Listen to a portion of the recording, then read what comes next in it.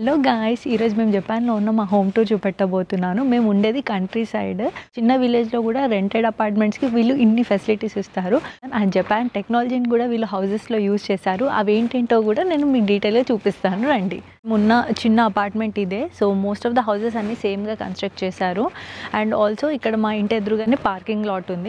So first enter అవ్వగానే మాకైతే door bell ఉంది. సో డోర్ బెల్ కొట్టగానే పైన మనకి మానిటర్ ఉంటుంది. సో మనం చూసుకోవచ్చు ఎవరు వచ్చారా ఏంటి అనేసి.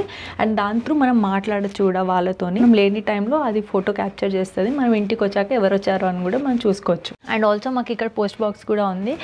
కరెంట్ బిల్, గ్యాస్ బిల్, ఎటువంటి బిల్స్ అయినా కూడా వాళ్ళు జస్ట్ ఇందులో వేసేస్తారు. ప్రతి దానికి డోర్ బెల్ కొట్టి డిస్టర్బ్ కూడా చేయరు.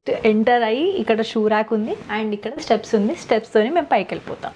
ఇది వుడెన్ హౌసెస్ కాబట్టి కొంచెం ఫైర్ యాక్సిడెంట్స్ అయ్యే ఛాన్సెస్ ఎక్కువ ఉంటాయి.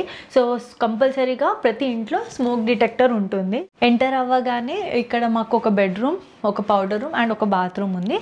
అండ్ స్ట్రైట్గా డైరెక్ట్ స్టెప్స్ నుంచి అయితే ఎదురుగానే కిచెన్ ఉంది ఇక్కడ. అండ్ లెఫ్ట్ సైడ్లో హాల్ ఉంది. మోస్ట్ ఆఫ్ ద జపాన్ హౌసెస్లో ఫ్యాన్స్ ఉండవు.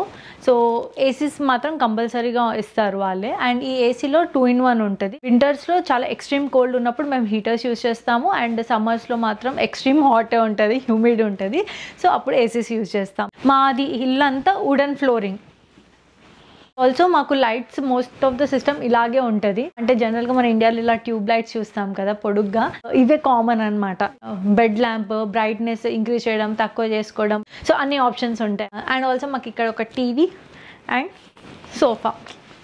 హాల్కి కనెక్టింగ్ బాల్కనీ ఉంది. కరివేపాకు చెట్టు. బాల్కనీ నుంచి మా వ్యూ ఇలా ఉంది.